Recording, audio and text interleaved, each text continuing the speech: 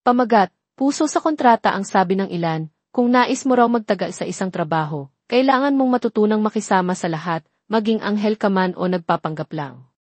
Ito ang isa sa mga kasabihang pilit isinasaksak ni Amelia Lea B. Reyes sa kanyang isipan. Lalong-lalo na nang mapadpad siya bilang executive assistant sa Aguilar Holdings, isang dambuhalang korporasyon na pag-aari ng pamilya ng isang kilalang, at tila laging kulang sa tulog na si. Nagpursige si Elia, ibinuhos ang lahat ng kanyang talino at sipag upang magawa lamang ng tama at maayos ang bawat ipinag-uutos sa kanya. Alam niyang hindi biro ang posisyong ito at marami ang naghahangad nito. Sa kabila ng kanyang dedikasyon, tila likas na nakasimangot at mainitin ang ulo ng boss niyang si Rico Aguilar V. At habang tumatagal ang kanyang paninilbihan, unti-unti na ring napupuno ang salop ng pasensya ng dalaga. O, ano na naman ang pumuputok na ugat sa noo mo, Lia? Bungad ni Annabel Bell de Guzman, ang kaibigan niyang nasa kabilang cubicle, isang hapon matapos ang sunod-sunod na sigaw mula sa opisina ni Rico.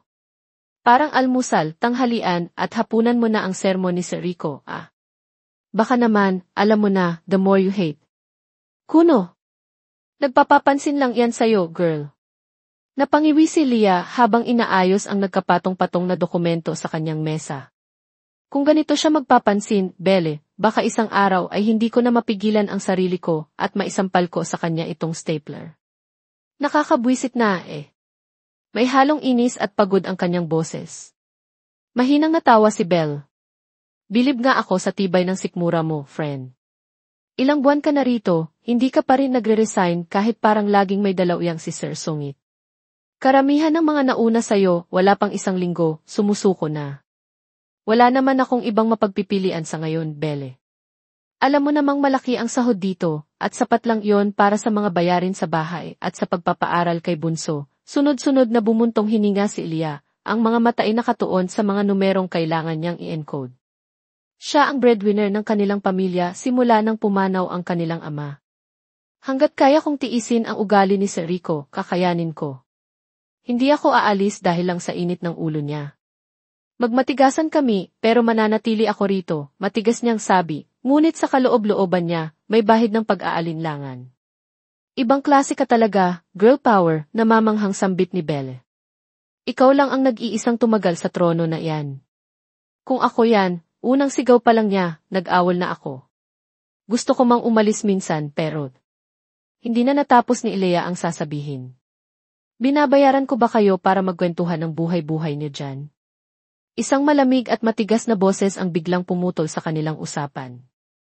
Ang boses na iyon, kahit hindi nila lingunin, ay kilalang-kilala na nila. Sinasayang niyo lang ang oras ng kumpanya. Imbes na magtrabaho kayo, inuuna niyo pa ang tsismisan. Dagdag na reklamo pa ng lalaking biglang sumulpot sa gilid ng cubicle ni Elia. Nagkatinginan sina Elia at Belle, parehong mababakas ang gulat at bahagyang takot sa kanilang mga mukha. Kahit hindi na nila tingnan kung sino ang nagsasalita, ang bigat ng presensya pa lang ay sapat na para malaman kung sino iyon. Ang boses pa lang ni Sir Rico Aguilar ay sapat na para manindig ang balahibo ng sinuman sa departamento. Lia, kanina pa kita tinatawagan sa intercom, hindi ka sumasagot. May ipagagawa ako sa'yo at kailangan ko yan agad. Pumunta ka sa opisina ko ngayon din, kung gusto mo pang may matanggap na sweldo sa katapusan. May diing utos ng lalaki, ang mga matay matalim na nakatitig kay Elia. Oo po, Sir Rico, halos pabulong na sagot ni Elia. Sige na, girl, baka masisante pa tayong dalawa rito nang wala sa oras, pabulong na sambit ni Belle, sabay kindat ng pang-aasar kay Elia. Naunang naglakad si Rico papunta sa kanyang malawak na opisina, ang bawat hakbang ay may bigat. Wala namang ibang nagawa si Elia, kundi ang mangolekta ng notepad at ballpen at sumunod sa kanyang boss. Umirap pa sa kawalan ang dalaga at bumulong-bulong habang naglalakad. Akala mo kung sino, parang pag-aari niya buong mundo. Konting ngiti naman dyan, sir, hindi nakakabawas ng yaman yan. Sa ilang buwan niyang pagtatrabaho bilang sekretarya ni Rico, masasabi niyang medyo sanay na siya sa pabago-bagong mood nito, ngunit hindi pa rin maiiwasang mainis. Ganito madalas ang eksena nilang dalawa. At habang tumatagal, tila mas lalo lang siyang nairita, lalo na't nararamdaman niyang tila may personal na galit ito sa kanya. Nang makapasok sa opisina, agad na dumiretso sa kanyang malaking mahogany desk si Rico. Agad siyang naupo at saka hinarap ang kanyang sekretarya na nakatayo sa harap ng mesa. Ayusin mo itong lahat ng files na ito, tinuro ni Rico ang isang drawer ng mga folder sa gilid ng kanyang lamesa. Gusto kong matapos mo yan ngayong araw. Kailangan ko yan bago ako umuwi mamayang gabi para sa meeting ko bukas ng umaga. Ang dami naman ito, sir. Parang bundok na yata to, pabulong na reklamo ni Ilya, hindi napigilang mapatitig sa sandamakmak na folder. Kalahati nito, parang mga report pa noong nakaraang taon. Hindi yan matatambak ng ganyan kung inuuna mo lagi ang trabaho mo rito, kaysa makipagdaldalan, singhal ni Rico, hindi inaalis ang tingin sa screen ng kanyang laptop. Kung may oras ka para makipagsismisan kay Belle, dapat may oras ka rin para gawin ang mga trabahong to. Huwag mong unahin ang pagrereklamo dahil baka tuluyan ka ng mawala ng trabaho. Narinig niyo pa yun, sir, napalakas ng kaunti ang boses ni Ilya, halatang napikon. Hindi ako bingi, Lia. Malamang maririnig ko ang bawat bulong mo, lalo na't nasa loob ka ng opisina ko. Giit ni Rico, ngayon ay nakatingin na sa kanya. Kumilos ka na. Lalo mong pinaiinit ang ulo ko.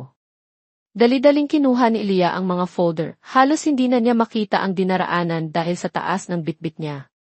Napanguso pa siya habang hirap na naglalakad palabas ng opisina. Lagi naman talagang mainit ang ulo mo. Sinisisi mo pa ako.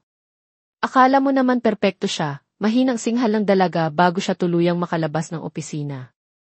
Naririnig pa rin kita, Leah, pahabol na sigaw ng boss niya, na may kasama pang bahagyang pagbukas ng pinto. Halos matisod ang dalaga dahil sa nakakakilabot na sigaw na iyon. Mas binilisan na lang niya ang paglalakad pabalik sa pwesto niya, takot na baka biglang lumabas si Rico at maabutan siyang nagrereklamo pa. Gwapo nga, parang laging may World War V sa utak.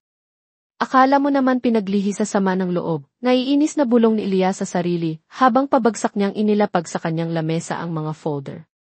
Dumagundong ito ng kaunti at napatingin ang ilang katabi niyang empleyado. Magpasalamat siya, mahaba ang pasensya ko at kailangan ko ng pera. Kundi, baka araw-araw kaming magbabatuhan ng kung ano-ano rito. Inabala na lamang ng dalaga ang kanyang sarili sa pag-aayos ng mga files. Sinimulan niya sa pag-sort nito BS date, tapos yes department. Hindi na nga niya napansin ang mabilis na paglipas ng oras dahil sa dami ng folder na nasa harap niya. Ang iba ay kailangan pa ng cross-referencing. Hindi na rin nagawang mag-lunch ni Ilya. Ang dala niyang baon na sandwich ay nakatiwangwang lang sa gilid ng kanyang mesa. Ngunit hindi iyon alintana sa kanya. Gusto na lang niyang matapos ang ipinagagawa ng boss para hindi na ito muling magreklamo o manigaw. Lia, biglang pagtawag ni Rico mula sa intercom ng dalaga. Mahinahon ang tono nito na ikinagulat ni Lia. Kanina ka pa riyan. Tapos na ang lunchtime. Hindi ka pa ba tatayo riyan para kumain? Nagulat si Lia. Okay lang po, sir. Tatapusin ko na lang po muna ito.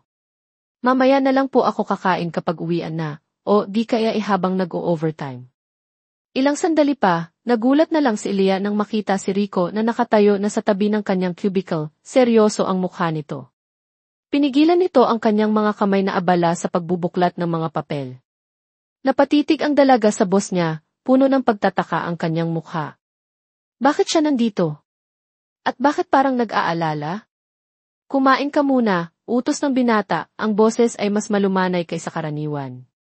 Ayoko sa mga empleyadong tamad, pero mas lalong ayoko sa mga empleyadong nalilipasan ng gutom. Paano ka makakapagtrabaho ng maayos kung kumakalam ang sikmura mo? Napakurap-kurap si Ilya, bakas ang gulat at pagtataka sa kanyang mukha. Ito ba talaga si Sir Rico Aguilar? Ayos lang po talaga, sir. Sanay naman po ako. Minsan nga po, kape lang, sapat na. No, hindi ko bibitawan ang mga kamay mo kung hindi ka pa rin kakain ng lunch, seryosong sabi ni Rico, at mas hinigpitan pa ng bahagya ang hawak sa kamay niya. Ganyan ba talaga katigas ang ulo mo, Lia? Napangiwi ang dalaga. Napatingin siya sa kamay nilang magkahawak. Parang may kuryenteng dumaloy. Ano po kayo, boyfriend ko, sir? Kakain po ako kung gusto ko. Huwag niyo po akong pinangungunahan sa desisyon ko. Medyo tumaas ang boses niya, dala na rin siguro ng gutom at pagod. Tumayo siya pagkatapos ay pilit inalis ang mga kamay niya mula sa pagkakahawak ng boss niya. Mas gugustuhin ko pa pong magutom para lang matapos itong pinapagawa ninyo sa akin. Kaysa naman sungitan at sermonan nyo na naman ako mamaya kapag hindi ko ito natapos on time. Hindi na itago ni Rico ang kanyang pagkagulat sa sinabi ni Ilya. Napatitig siya sa kanyang sekretarya, at sa isang saglit, mababaka sa kanyang mga mata ang isang emosyong hindi pa nakikita ni Ilya dati, tila pag-aalala, o baka naman pagkukonsensya. Maya-maya lang ay tumalikod na ito. Sabi mo, Mahinang sagot nito bago bumalik sa opisina. Napailing na lang si Ilya, nagtataka rin dahil sa ikinilos ng kanyang boss. Sa halos 3 taon niyang pagtatrabaho para kay Rico, ngayon lang ito nagpakita ng ganitong klaseng atensyon at hindi iyon inaasahan ng dalaga. Ano kayang nakain nun, bulong niya sa sarili. Uy, anong drama iyon? Nagkasagutan na naman kayo ni Sir Pogi pero masungit, biglang sulpot ni Belle, may dalang supot ng pagkain. Kararating niya lang mula sa pantry. Grabe naman kayo. Para kayong magjowa kung mag-away at maglambingan, in fairness, may pa-holding hands pa si Sir. Sinamaan ng tingin ni Ilya ang kanyang kaibigan. Kung ganyan kasungit ang magiging jowa ko, mas gugustuhin ko na lang maging single forever, Belle. At anong lambingan? Pinipilit niya akong kumain. Huwag kang magsalita ng tapos, girl. Baka kainin mo lahat ng sinabi mo, natatawang giit ni Belle. Sabi nga nila, the more you hate, the more you love. Baka yan na yung tinatawag na destiny. Tinatago niyo lang sa mga bangayan niyo. Pang-aasar pa nito. Kung nagpunta ka rito para lang asarin ako, umalis ka na lang. Bad trip na nga ako kay Sir, dadagdag ka pa, inis na sabi ni Ilya, pero hindi naman talaga galit. Natawa si Belle. Asus, ito naman, di na mabiro. Halika, kumain na tayo ng lunch. Dinalhan kita ng paborito mong adobo. Total, late na rin naman ako natapos sa mga report ko. Hinawakan niya ang kamay ng kaibigan. Huwag ka nang tumanggi, baka masabunutan kita. Sabay na tayong kumain. Ibaba mo muna yung mga folder na iyan. Wala nang ibang nagawa si Ilya. Nagugutom na rin naman siya talaga, at naaamoy niya ang masarap na adobo. Sumama na lang siya kay Belle papuntang pantry. Nawala na rin naman siya sa focus sa ginagawa niya dahil sa biglang pagsulpot at kakaibang kilos ni Rico kanina. Kaya pabor na rin sa kanya kung kakain siya ngayon. Sa paglipas ng mga araw, tila may bahagyang pagbabago sa pakikitungo ni Rico. Mas madalas na itong kalmado, bagamat may mga pagkakataon pa ring sumusungit. Lalo itong naging kapansin-pansin nang dumating ang balitang isinugod sa ospital ang ama niyang si Don Rafael Aguilar dahil sa malubha nitong kalagayan sa puso. Natuon ang atensyon ng binata sa kanyang ama. May mga pagkakataon na ilang araw o linggo siyang hindi nakakapunta sa kanilang kumpanya. Si Ilya, kasama ang ibang department heads, ang pansamantalang sumasalo sa ilang trabaho. Sa isang pribadong silid sa F.V. Lucas, malungkot na pinagmamasdan ni Rico ang kanyang ama na payapang natutulog. Kamusta na po kayo, Dad? Malungkot na tanong ni Rico nang magmulat ng mata ang matanda. Magpalakas po kayo, okay? Kailangan niyo pong gumaling para makalabas na kayo rito. Isang mapait na ngiti ang gumuhit sa labi ni Don Rafael. Matanda na ako, Rico. Mahirap na iyang sinasabi mo. Besides, alam naman nating pareho na malala na rin itong kondisyon ko. Kaya huwag na tayong masyadong umasa. Dad, huwag naman po kayong magsalita ng ganyan. Parang sumusuko na rin po kayo, Lumaban naman po kayo para sa sarili niyo, para sa akin, para sa kumpanya. Pakiusap ni Rico, hinawakan ang kamay ng ama. Alam ko, anak, lumalaban ako araw-araw. Pero nararamdaman kong unti-unti nang humihina ang katawan ko, sagot ng matanda, ang boses ay garalgal. Alam kong hindi na ako magtatagal, anak. At gusto kong bago mangyari iyon, masabi ko sa iyo ang lahat ng gusto kong sabihin at habilin. Tumahimik si Rico, pinipigilan ang mga luha. Iiwan ko sa iyo ang lahat ng aking ari-arian at yaman, Rico. Lahat ng pinaghirapan ko. Wala akong ibibigay sa mga kapatid ko, kina Lorna at Eddie, o sa kahit na sino pang mga kamag-anak natin na parang kabuti lang kung sumulpot kapag may kailangan, mariing sabi ni Don Rafael. Wala sila noong mga panahong naghihirap ako at itinataguyod ang Aguilar Holdings. Kahit ngayong nasa ospital ako, ni anino nila ay wala rito. Wala silang karapatan sa lahat ng yaman na maiiwan ko. Unti-unti nang nangingilid ang mga luha ni Rico. Masakit para sa kanya ang makinig sa mga salitang iyon, ngunit pinilit niya ang kanyang sarili. I know, Dad. Ipaglalaban ko po ang lahat ng pag-aari niyo. Hindi ko po hahayaang makinabang sila sa lahat ng pinaghirapan niyo. Good, bahagyang umiti ang matanda. Pero may isang kondisyon, anak. Makukuha mo lang ang kabuuan ng mana ko kapag nagkaroon ka na ng sarili mong anak. Ano po? Bakit po ganoon, Dad? Gulat na tanong ni Rico. Paano po iyon mangyayari? Aguilar, Sir Rico, biglang sambit ng isang lalaking naka-Amerikana, si Atty. De Leon, ang matagal ng abogado ng pamilya. Dire-diretso siyang pumasok sa kwarto at naglakad palapit sa kama. Dala ko na po ang huling habilin at testamento ninyo, Don Rafael. Final na po ito at nakaayos ang lahat ayon sa gusto ninyo. Tumingin si Don Rafael kay Rico. Anak, gusto kong makasiguro na magkakaroon ka ng tagapagmana. Hindi ko man marahil maabutan ang araw na magkakaroon ako ng apo, at least, sigurado akong may magpapatuloy ng pangalan ng mga Aguilar at ng legasiya ko. Isang paraan din ito para hindi makinabang ang mga kapatid ko, dahil alam kong hindi nila ito basta-basta makukuha o makokontra. Pero imposible po yung sinasabi nyo, Dad. Niwala pa nga po akong nobya. Paano ako magkakaroon ng anak agad, nalilitong sabi ni Rico. Hindi ko na yon problema, anak, seryosong sabi ni Don Rafael.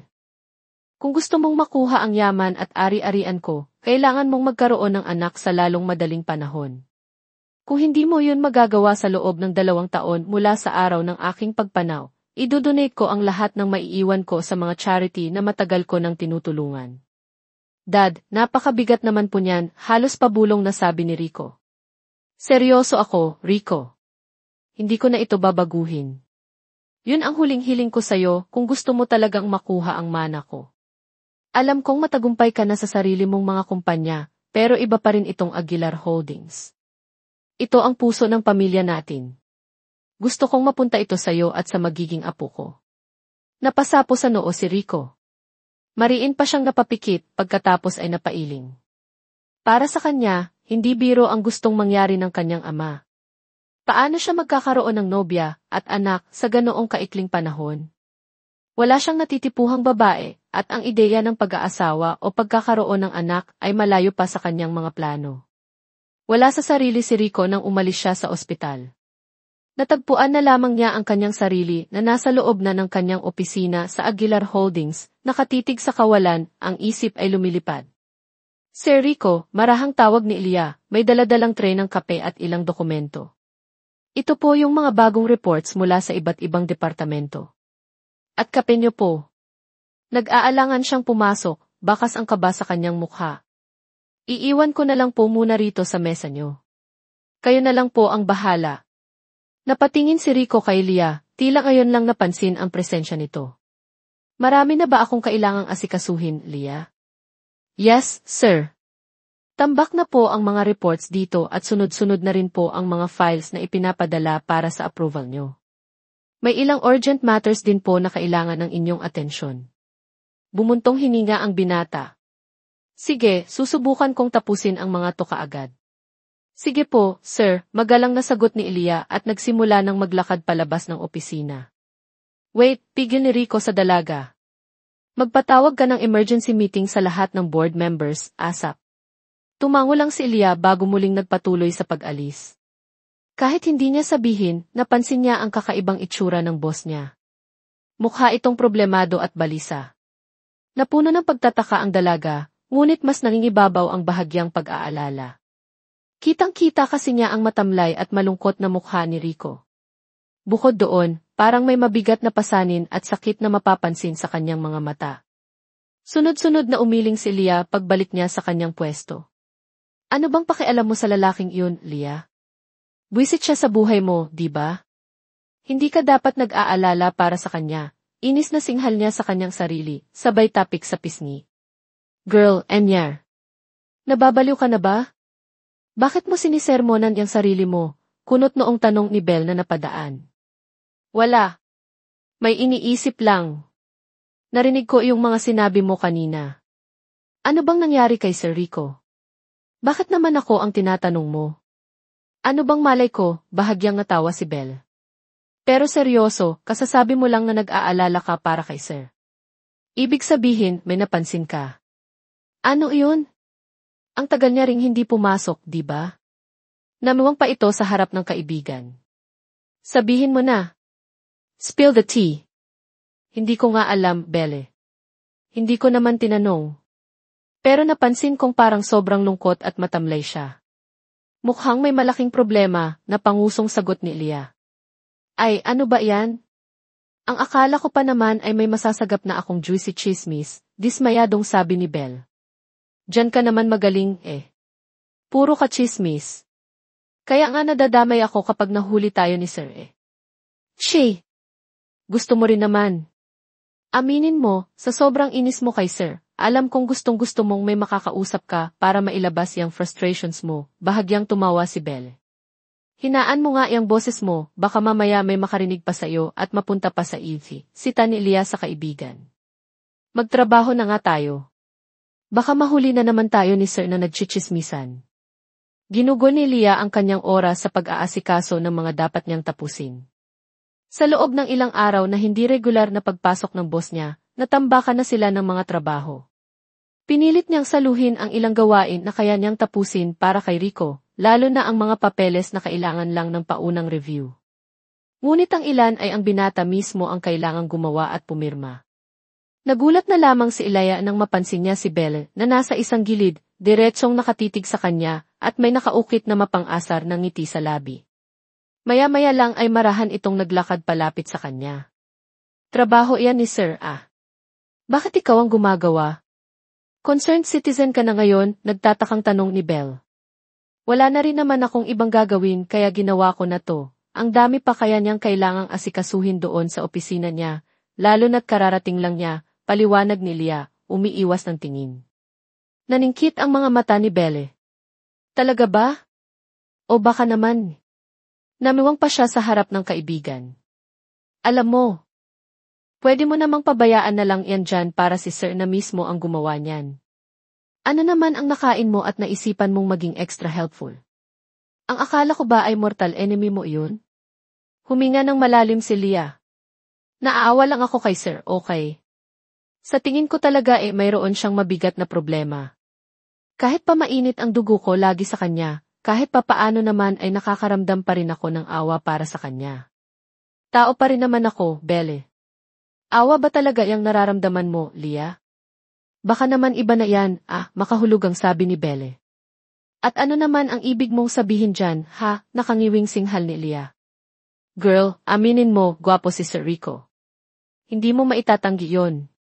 Kahit pa madalas siyang wala sa mood at mainit ang ulo, aminin mong kakaiba pa rin talaga ang dating niya, ngumisi si Belle. Kahit sinong babae dito sa office, nagkakandara pa para lang mapansin at mapalapit kay Sir. No, huwag mong sabihin na hindi mo napapansin at nararamdaman iyon. Sinasabi mo bang may gusto ako kay Sir Rico? Napailing-iling si Leah. Parang humihiling ka ng isang malaking himala niyan, Belle. As in, impossible. Nagkibit balikat si Belle. Tao ka lang naman, friend.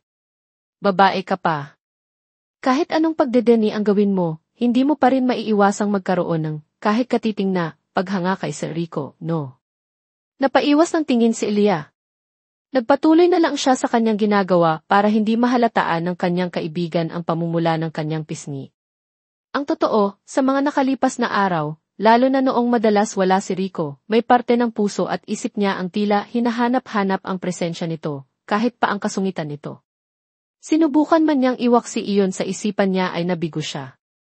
Para bang habang tumatagal na hindi niya nakikita ang anino ni Rico sa kumpanya, ay mas lalo lamang siyang nasasabik na, kahit papaano, ay masilayan ito. Hay, ano ba tong nararamdaman ko? Tanong niya sa sarili.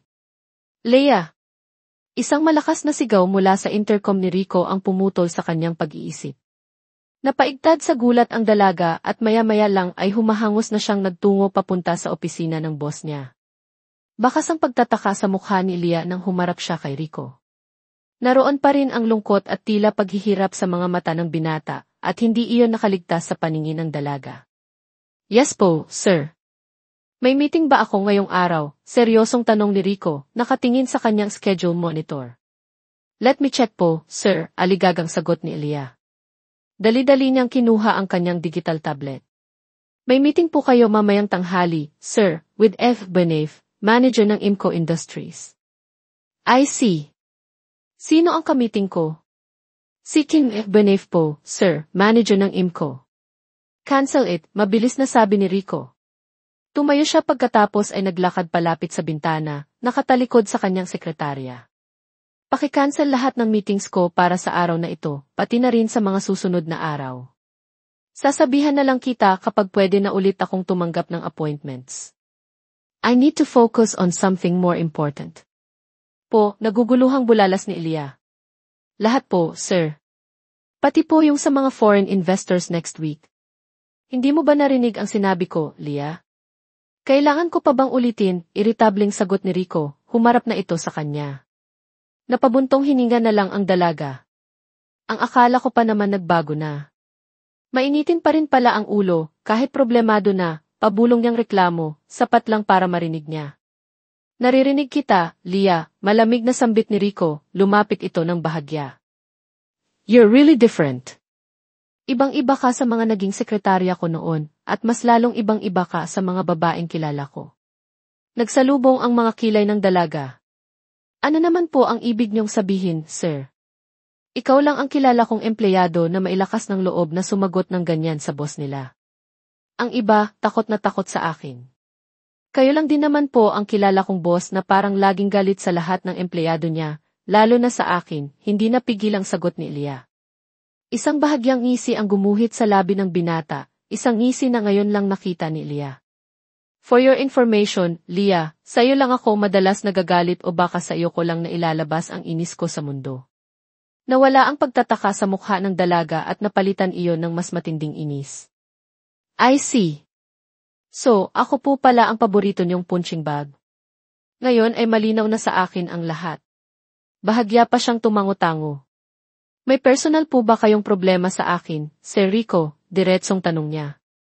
Mas lalong lumawak ang ngisi ni Rico, ngunit maihalong lungkot pa rin sa kanyang mga mata. Hindi mo pa rin ba nahahalata hanggang ngayon, Lia? Hindi niya napigilang matawa ng bahagya, isang tawang walang saya. Ngunit maya-maya lang ay muli na namang naging seryoso ang kanyang mukha. Ang akala ko pa naman matalino ka. Mukha ka rin namang mapagmasid. Hindi ko inaasahang hindi mo mahahalata ang ganitong klaseng bagay. Ano po ba talaga ang ibig niyong sabihin, sir? Pwede po bang diretsuhin? Niya na ako, naiirita ng tanong ni Elia. Humakbang palayo ang binata, pabalik sa kanyang mesa. Walang saysay kung sasabihin ko pa sayo. You need to find it out yourself. Baka, pag nalaman mo, ikaw pa ang unang tumakbo palayo. Kumindat pa siya ng bahagya, bago muling tumutok sa mga papeles sa kanyang lamesa, senyales na tapos na ang usapan nila. Naiwang nakatanga ang dalaga. Napakurap-kurap siya, pilit inuunawa ang mga nangyari at ang mga mahiwagang sinabi ng boss niya. Mariin siyang napapikit pagkatapos ay napasapo sa kanyang noo. Kahit anong pag-iisip ang gawin niya ay hindi niya talaga maunawaan ang nais iparating ng boss niya. Anong hindi ko nahahalata? Ang kasungitan niya? Obvious naman iyon Binalak pang kausapin ulit ni Elia si Rico, ngunit nakita niyang abala na ito at tila wala nang balak pansinin siya. Sunod-sunod siyang napabuntong hininga. Pagkatapos ay naglakad na lang pabalik sa kanyang pwesto, bit-bit ang mas maraming katanungan sa kanyang isipan. Anong mukha naman yan, girl? Para kang pasan mo na ang daigdig, natatawang si Tani Bell nang makita si Elia. Nasermonan ka na naman ba ni Papa Rico?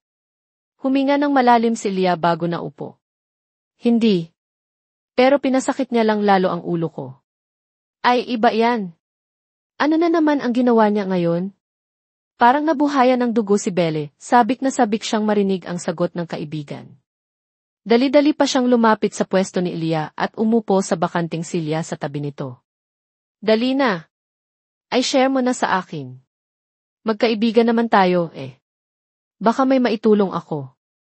Napailing na lang ang dalaga.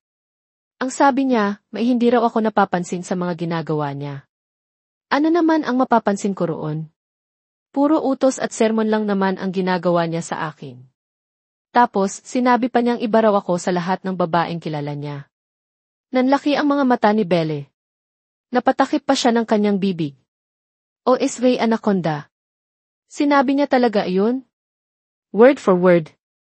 Napatingin si Leah sa kanyang kaibigan, bakas ang gulat at pagtataka sa kanyang mukha dahil sa reaksyon nito. Ano bang ibig niyang sabihin doon? May ideya ka ba? Tinanong mo ba sa kanya kung anong ibig sabihin nun? Ayokong pangunahan ang gusto niyang iparating dahil baka mali lang din ang interpretasyon ko. Tinanong ko nga siya, pero ewan ko ba, nilayasan lang ako ng tingin. Kailangan ko raw malaman kung ano iyon ng ako lang. Napailing si Leah. Gagawin pa akong manghula ng antipatikong yun. Bahagyang natawa si Belle. Girl, ang ganda-ganda mo, matalino ka, palaban ka. Pero minsan, ang slow mo rin pala, no, singhal niya, pero may ngiti. Tama si Sir. Alamin mo kung ano iyon ng ikaw lang. Malay mo, yun na pala ang sign. Tumayo siya pagkatapos ay dali-daling naglakad paalis, pabalik sa kanyang cubicle. Hoy, ano ba kasi yun, Belle? Sabihin mo na, sigaw ni Leah, ngunit hindi na siya pinansin ng kanyang kaibigan, kumakaway lang ito habang nakatalikod. Napakamot na lang ang dalaga sa kanyang ulo.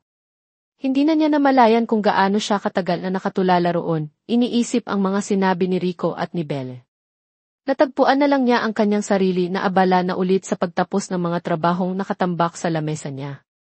Sa kabilang banda, umuwi muna sa kanyang malaking bahay sa isang subdibisyon si Rico. Hanggang ngayon ay mabigat at mahirap pa rin para sa kanya ang sitwasyon ng kanyang ama. Hindi na niya malaman kung ano ang dapat niyang unahing gawin. Lalong-lalo na sa hiling nito sa kanya. Paano siya magkakaroon ng anak? Sir Rico. Sir Rico, hindi mapakaling pagtawag ng isa sa kanilang mga kasambahay, si Manang LV, sa binata. Halos tumatakbo itong sinalubong si Rico sa may pintuan. Ang daddy niyo po tumawag po yung ospital. Naghihinagpis na sabi pa niya, hindi maituloy ang sasabihin. Nabalot ng matinding takot at pighati si Rico. Bakit? Anong nangyari sa kanya, Manang LV, aligagang tanong niya. Ang mga kamay niya ay nagsimulang manginig. Iyon pa lang ang nasasabi ng kasambahay ay halos manghina na ang buong katawan niya. Manang, ano po ang nangyari kay Dad? Wala na po siya, Sir Rico. Inatake po ulit kanina, hindi na po kinaya, hindi na napigilan ni Manang LV ang mapahagulhol. Sa lakas noon ay umugong ang pag-atungal niya sa buong bahay. Ano? Paano nangyari yun? Mabilis na nangilid ang luha sa mga mata ng binata, na agad ding sunod-sunod na tumulo. Hindi na siya nagsayang pa ng oras. Dali-dali siyang tumakbo palabas ng bahay, hindi na pinansin ang pagtawag ni Manang LV. Agad siyang sumakay sa kanyang kotse at walang pag-aatubiling nagmaneho papunta sa ospital, ang mga luha ay patuloy sa pag-agos. Parang isang batang paslit na umaatungal dahil iniwan ng mga magulang. Halos paliparin na ni Rico ang sasakyan. Tinakbo na niya ang pasilyo ng ospital hanggang sa marating niya ang silid ng kanyang ama. Pagbukas niya ng pinto, wala na roon ang matandang lalaki. Malinis na ang kama at inaayos na ng mga hospital staff ang silid. Nasaan si Dad? Nasaan ang daddy ko? Hindi mapakaling tanong ni Rico sa isang nurse na naroroon. Kayo po ba si Ingrid Ricardo Aguilar Z, anak ni Don Rafael Aguilar? Malumanay na tanong ng nurse. Ako nga. Nasaan na siya? Sir, kinalulungkot ko pong ibalita sa inyo, pero binawian na po siya ng buhay kaninang hapon lang po, malungkot na sabi ng nurse. Napaluhod ang binata matapos marinig iyon. Parang unti-unting gumuguho ang kanyang mundo, at kasabay noon ay ang tuluyang pagkadurog ng kanyang puso. Labis na paghihinagpis at pagsisisi ang naramdaman niya ng mga sandaling iyon. Sana pala ay mas naglaan siya ng oras para sa ama. Sana. Inasikaso na ni Rico ang burol ng kanyang ama sa isang kilalang funeral home. Marami ang nagulat at sadyang hindi inaasahan ang biglaang pangyayari. Namumugto na ang mga mata ng binata sa kakaiyak, ngunit hindi siya umaalis sa tabi ng kabaong ng kanyang ama. Maraming nakikiramay, mga kaibigan sa negosyo, alalayong kamag-anak, at mga empleyado ng Aguilar Holdings, kasama na si Leah at Belle. Sir Rico, nagdadalawang isip na pagtawag ni Leah sa boss niya, lumapit ito kasama si Belle. Dala nila ang isang korona ng bulaklak. Kinalulungkot ko po ang nangyari. Hindi po namin alam na. Condolence po. Leah. You're here, gulat na sambit ni Rico, bahagyang napatayo. Tila hindi siya makapaniwala sa kanyang nakikita. Thank you for coming. Salamat din sa bulaklak. Kitang-kita ni Elia ang matinding lungkot at paghihinagpis sa mukha ng boss niya. Ito ang unang pagkakataon na nakita niyang ganito si Rico, parang isang batang walang kalaban-laban, nangungulila. Mas lalong tumindi ang awa at isang kakaibang emosyon na nararamdaman niya para sa binata. Rico, anong nangyari kay Kuya Rafael? Aligagang tanong ng isang may katandaang babae na kararating lang, si Tita Lorna niya, kapatid ni Don Rafael. Kasama nito ang asawa, si Tito Eddie. Hindi man lang namin nalaman na na-ospital pala siya. Nabalitaan na lang namin sa iba na nakaburol na siya. Hindi nito napigilan ang kanyang pag-iyak na tila napaka-eksperto.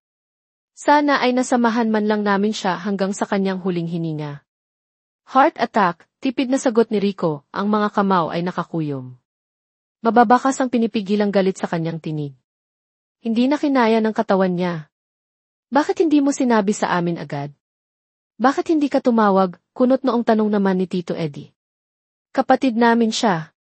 Karapatan naming malaman na na-ospital na pala siya para nadalaw man lang namin. Huminga ng malalim si Rico, pilit pinapakalma ang sarili. Si Dad po ang may gusto noon. Ayaw niyang ipaalam sa inyo dahil ayaw niya kayong makita rito. Diretsyong sagot niya, walang paligoy-ligoy. At pwede niyo na pong itigil yung pagpapanggap niyong umiiyak, Tita Lorna.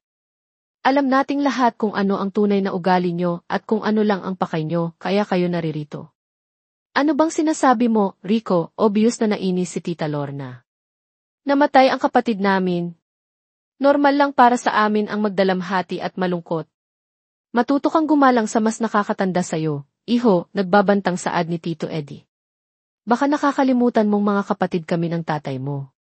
Kapatid nga ba, Tito Eddie? Sarkastikong tanong ni Rico. Bakit ngayon lang kayo nagpakita kung kailan wala na siya? Nasaan ba kayo noong mga panahong naghihirap siya sa pagpapalago ng kumpanya? Nasaan kayo noong pilit niyang nilalabanan ang mga sakit niya? Di ba't abala kayo sa pagpapasarap ng mga buhay niyo, gamit ang perang hinihingi niyo kay Dad? Unti-unti na namang namumuo ang mga luha sa mga mata ni Rico. Sir Rico, may problema po ba? Biglang tanong ni Elia, lumapit ito sa pagitan nila. Pasensya na po sa pakikialam. Napansin ko po kasi na tila nagkakasagutan kayo, at hindi po yata ito ang tamang lugar at panahon para dyan. Hinawakan niya ng bahagya ang braso ng boss niya. Mas kailangan niyo po ng pahinga at katahimikan. Kung ano man po ang pinagtatalunan niyo, mas makabubuti pong sa ibang araw niyo na lang po pag-usapan. Nagulat si Rico sa ginawa ni Elia. Hindi niya inaasahan ang kakaibang pakikitungo sa kanya ng dalaga, lalo na sa harap ng kanyang mga tita at tito. Wala naman siyang ibang nagawa kundi ang tumango at magpatangay kay Elia nang hilahin siya nito pabalik sa upuan malapit sa kabaong. Hindi mo dapat ginawa yun, Lia. Away pamilya to, mahinang saad ni Rico nang makaupo sila. Pinagtitinginan na po kasi kayo ng mga tao, sir. Ang lakas din po ng mga boses nyo kanina, mahinahong sabi ni Elia, tinitigan ang boss niya. Mag-focus na lang po muna kayo sa burol ni Don Rafael. Bigyan po muna natin siya ng respeto at kapayapaan hanggang sa kanyang huling hantungan. Napatitig si Rico sa dalaga. Pakiramdam niya ay bahagyang gumaan ang kanyang dibdib dahil sa presensya at mga salita ng kanyang sekretarya. Bigla na lang ding kumabog ng malakas ang kanyang dibdib at alam niyang hindi iyon dahil sa kaba o galit. Dahil iyon sa ibang dahilan. Isang dahilan na nagsisimula pa lang niyang maintindihan. 4 na araw na. Nakaburol si Don Rafael. Sa 4 na araw na iyon, hindi halos umalis si Elia sa tabi ng boss niya tuwing pagkatapos ng office hours. Minsan ay nagdadala pa siya ng pagkain para kay Rico, alam niyang nakakalimutan na nito ang kumain. Ang buong akala ni Rico ay magiging tahimik at maayos na ang lahat matapos mailibing ang kanyang ama. Ngunit nagkamali siya. Kinabukasan pagkatapos ng libing, pinuntahan si Rico ni Atty. De Leon sa kanyang opisina. Sir Rico, ito ang last will and testament ng iyong ama, biglang sambit ni Atty. De Leon, inilapag ang isang makapal na envelope sa mesa ni Rico. Kabilin-bilinan niyang ibigay ko ito sa iyo oras na mailibing na siya. Ayaw sana kitang madaliin, pero sa tingin ko ay ito talaga ang dapat mong unahin ngayon. Napabuntong hininga ang binata. Hindi pa ba makakapaghintay ang bagay na yan, attorney? Kadarating ko lang mula sa sementeryo. Hindi na, Sir Rico. Kaninang umaga lang ay pinuntahan ako ng mga kapatid ni Don Rafael, sina Enrique Lorna at Eddie, sa opisina ko. Nagtatanong sila tungkol sa mga naiwang ari-arian ng iyong ama. Walang pag-aalalang sabi ni Atty. De Leon. Huwag kang mag-alala dahil wala akong anumang sinabi sa kanila tungkol sa nilalaman ng testamentong ito. Pero asahan mong pupuntahan kanila para kausapin tungkol dito. Tama nga ang hinala ni Dad. Yun lang talaga ang habol ng kanyang mga kapatid, mapait na sabi ni Rico. Mas makabubuti kung magagawa mo na ang hiling ni Don Rafael, sa lalong madaling panahon para mas magkaroon ka ng buong karapatan sa mga naiwan niya. Sigurado akong hindi titigil ang mga kapatid ng iyong ama, at gagawa sila ng anumang paraan para maiba o ma-question ang nakasulat dito. Pero alam niyo namang hindi ganoon kadali ang sinasabi niyo, Atty. De Leon. Paano ako magkakaroon agad ng anak? Niwala nga akong girlfriend, desperadong sabi ni Rico. Bakit hindi ka makipagkasundo sa isang babaeng kilala mo at mapagkakatiwalaan mo, prangkang suhestyon ng abogado? Napatitig si Rico sa abogado. Really, attorney? Yan ang irerekomenda niyo sa akin. Ang akala ko ba ay abogado kayo, hindi matchmaker? Walang masama sa suhestyon ko, Sir Rico. Sa mata ng batas, kung may kasunduan kayo at legal ang lahat, ginagawa mo lang ang mga kinakailangan para makuha mo ang mana mo. Isipin mong mabuti. Maraming paraan. Natahimik si Rico at malalim na napaisip. Sa kabila ng tila absurdong ideya na binigay ni Atty. De Leon, naroon pa rin ang pag-aalinlangan para sa kanya. Wala naman siyang kilalang babae na sa tingin niya ay papayag na magkaroon sila ng anak para lang sa mana. Bukod doon, wala rin siyang masyadong kilala at ka-close na babae maliban marahil sa isa. Paalis na ako, Sir Rico. Balitaan mo na lang ako kung ano ang magiging plano mo, paalam ni Atty. De Leon. CJ, attorney. Maraming salamat sa payo at sa tulong, sagot ni Rico. Sunod-sunod na nagpakawala ng malalim na buntong hininga ang binata nang makaalis ang abogado. Pinanood pa niyang maglakad palabas ng opisina niya si Atty. De Leon. Napasandal siya sa kanyang swivel chair at napapikit. Bigla, isang mukha ang pumasok sa kanyang isipan, ang mukha ni Leah. Ang babaeng nagpakita sa kanya ng suporta at tapang. Ilang sandali pa, may kumatok sa pinto. Pasok, walang ganang sabi ni Rico. Napaigtad ang lalaki nang bumungad sa kanya si Leah, may dalang mga dokumento. Nandyan po ba si Sir Rico? Tanong ni Leah sa sarili nang makitang nakapikit ang boss. Mukhang pagod na pagod. Ah, sir, gising po pala kayo. Mababakas ang pagtataka sa mukha ni Rico nang makita niya ang dalaga. Tila ba ang babaeng iniisip niya ay biglang nagkatotoo sa kanyang harapan. Wala siyang ibang nagawa kundi ang mapatitig dito habang naglalakad ito palapit sa kanya. Anong ginagawa mo rito, Leah? Akala ko umuwi ka na, nautal na tanong ni Rico. Ah, dinala ko lang po itong mga reports ng bawat department natin, sir. Para po sa quarterly review. Alam ko po kasi na hindi pa kayo makakapasok bukas, at baka kailanganin niyo na to agad. Kaya naman ako na lang po ang pumunta rito para maihatid sa inyo, kaysa iwan sa office, paliwanag ni Leah. Pwede mo namang ipaiwan na lang yan sa mesa ko sa opisina, di ba? Umiling si Leah. Kailangan niyo po itong matingnan agad, sir. Para po ito sa upcoming launching ng bagong produkto ng kumpanya natin next month. Baka po may kailangan kayong baguhin o idagdag. I see. Ilapag mo na lang dyan sa visitor's table, sabi ni Rico, itinuro ang mesang babasagin. Hindi may paliwanag ni Rico ang kakaibang nararamdaman niya ng mga sandaling iyon. Palihim pa siyang sumusulyap sa kanyang sekretarya, kasabay ng mabilis na pagtibok ng kanyang puso.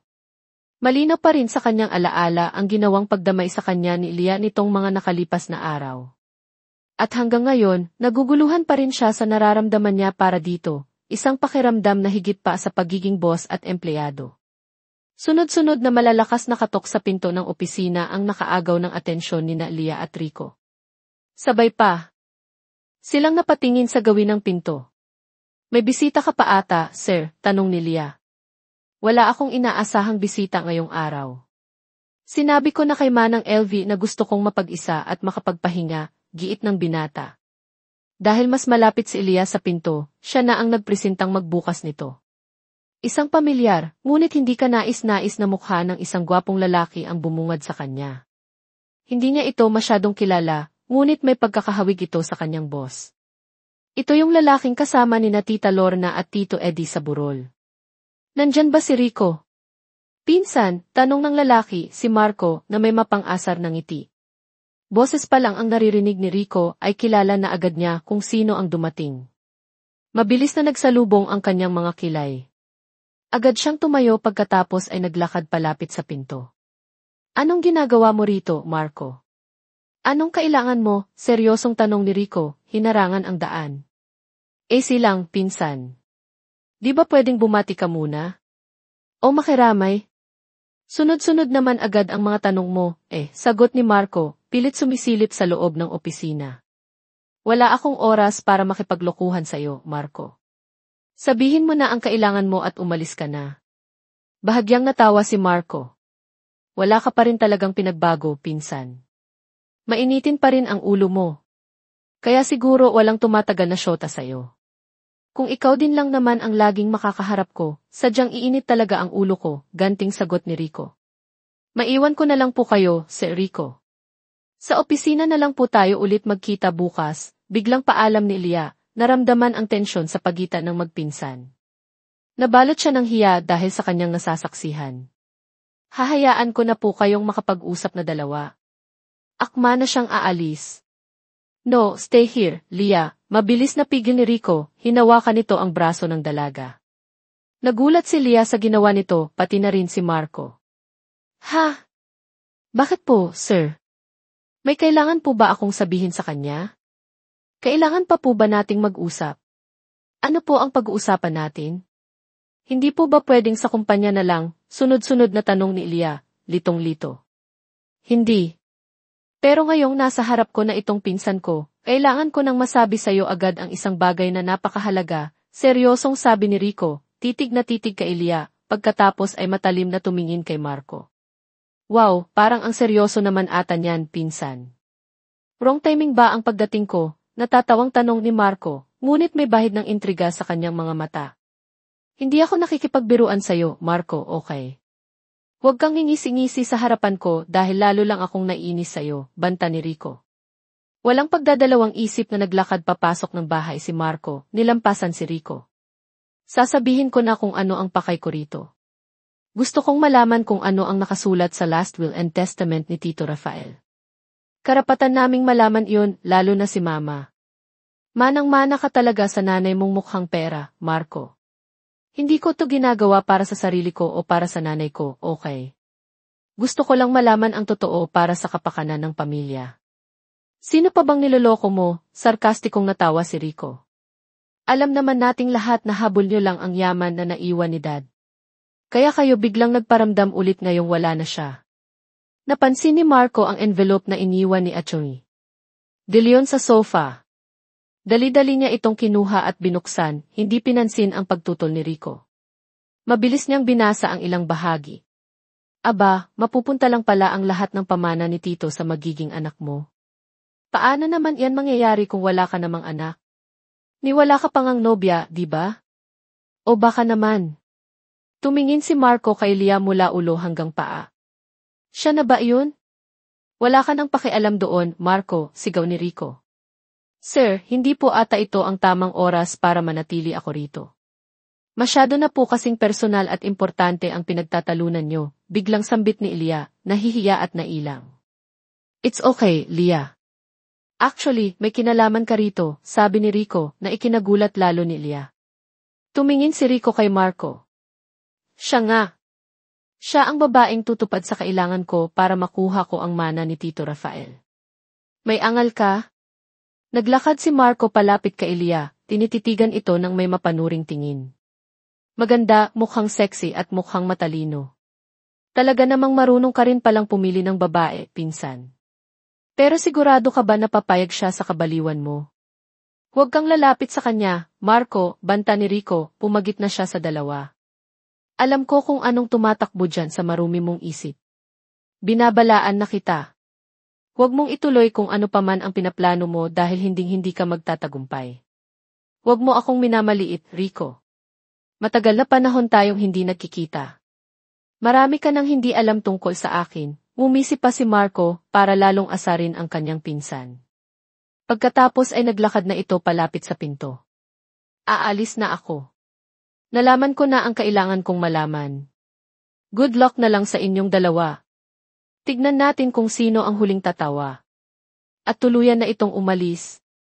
Napakuyom na lang ng kamao si Rico habang pilit na pinipigilan ang kanyang galit. Hindi niya inaasahang makakaharap niya ang pinsan niya ngayon. Alam niyang ginagamit lang ng tita Lorna niya si Marco, kaya naman hindi siya maaaring magpadalos-dalos ng mga kilos. Nang makaalis si Marco, hinarap ni Rico si Elia na halatang litong-lito at takot pa rin. Sir Rico, ano po ba talaga ang dahilan at pinigilan niyo akong umalis kanina? At ano po yung sinabi niyo kay Sir Marco na may kinalaman ako? Nag-aalangang tanong ni Elia. Pasensya ka na, Lia. Hindi ko intensyon na idamay ka pa rito, pero... Huminga ng malalim si Rico. Kailangan ko lang ng kasama o kakampi na makakapigil sa akin kung sakaling magkagulo kami ni Marco. At yung sinabi ko sa kanya totoo yun. Ganoon po ba? Ibig sabihin po ay pwede na akong umalis, tanong ulit ni Elia. Napatitig si Rico sa kanyang sekretarya. Nakita niya ang pag-aalala, pagkalito, ngunit pati na rin ang katatagan sa mga mata nito.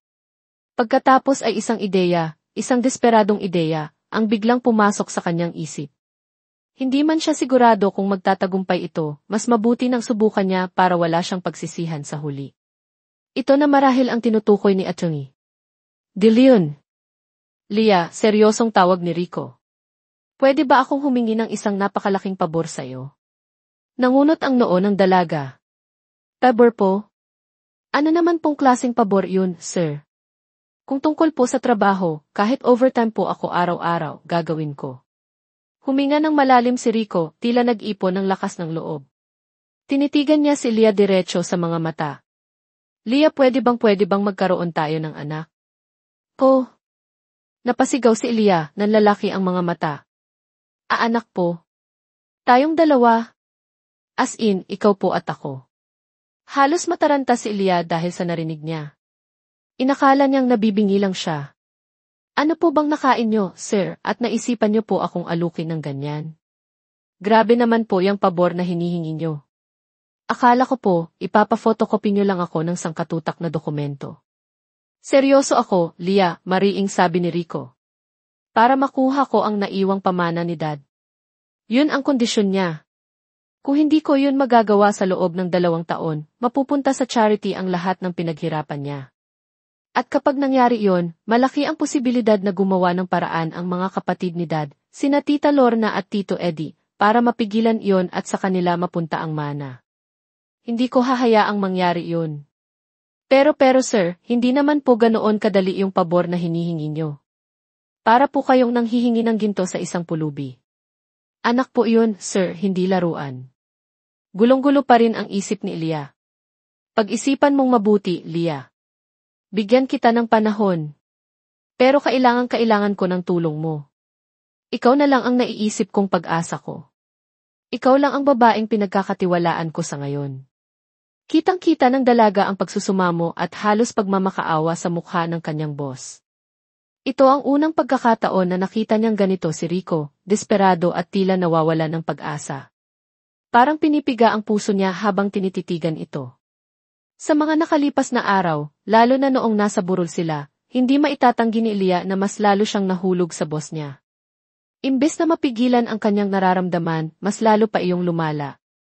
Bakit po ako, Sir Rico, wala sa sariling tanong ni Elia, ang boses ay halos pabulong. Marami naman pong ibang babae dyan. Mga mas magaganda, mas mayayaman, mas bagay sa inyo. Di ba? Bakit ako?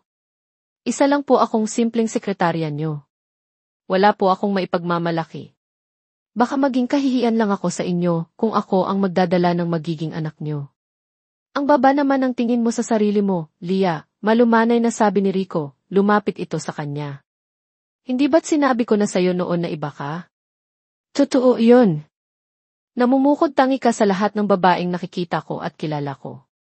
You are strong, intelligent, and compassionate. Besides, ikaw lang din ang babaeng masasabi kong malapit sa akin, kahit pa madalas tayong magbangayan.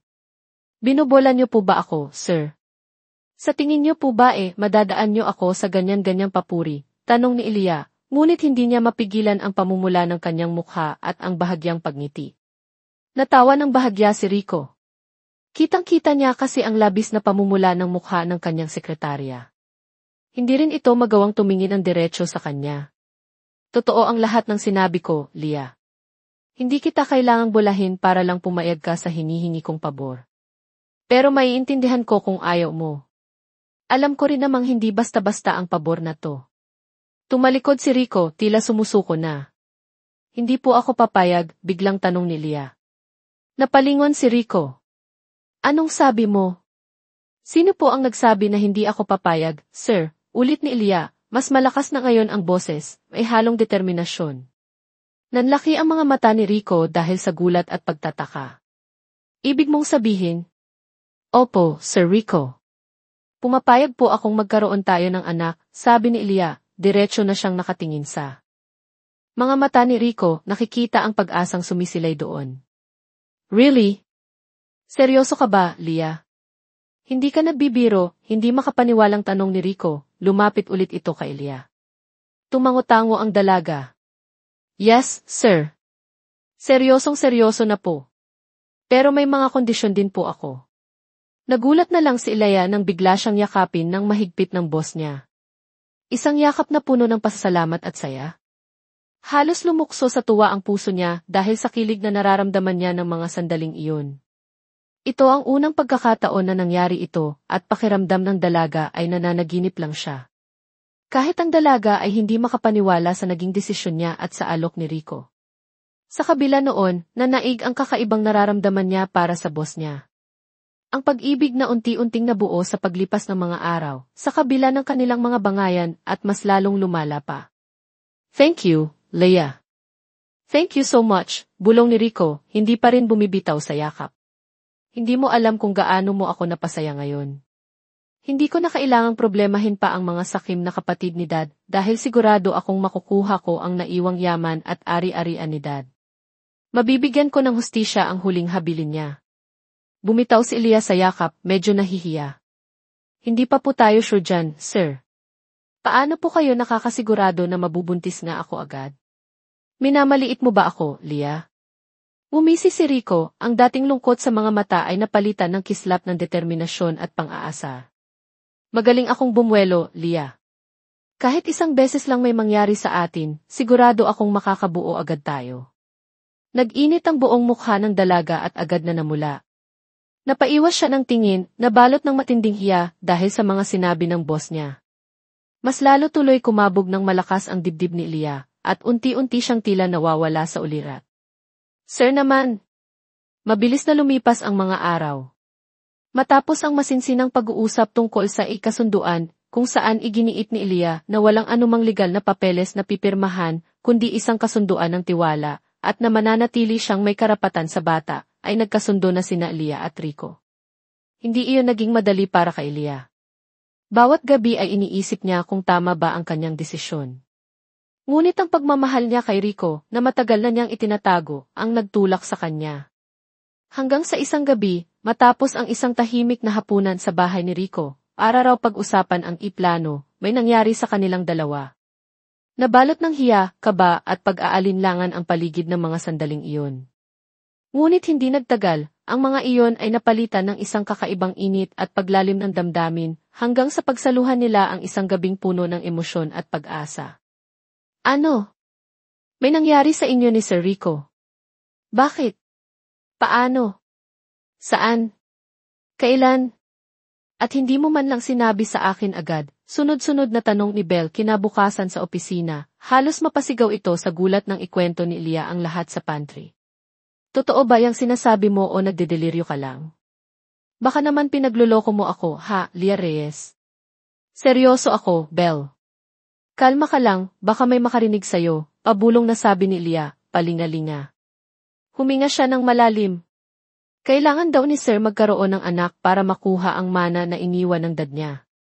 Kung hindi niya magagawa yun sa loob ng 2 taon, yung mga sakim niyang tita at tito ang posibleng makinabang o mapupunta sa charity ang lahat. At talagang pumayag ka? Sa ganoong setup. Ano namang nakain mo, Aber, at naisipan mong pumasok dyan sa alanganing sitwasyon na yan, hindi makapaniwalang tanong ni Belle. Mahal ko na siya, Belle. Okay. Mahal ko na si Sir Rico. Matagal na. Kaya naman hindi na ako nagdalawang isip na pumayag sa alok niya, kahit pa alam kong komplikado, pag-amin ni Elia, ang mga mata ay may kislap ng pag-ibig at kaunting takot. Mahal mo? O.S.Y. Gulay.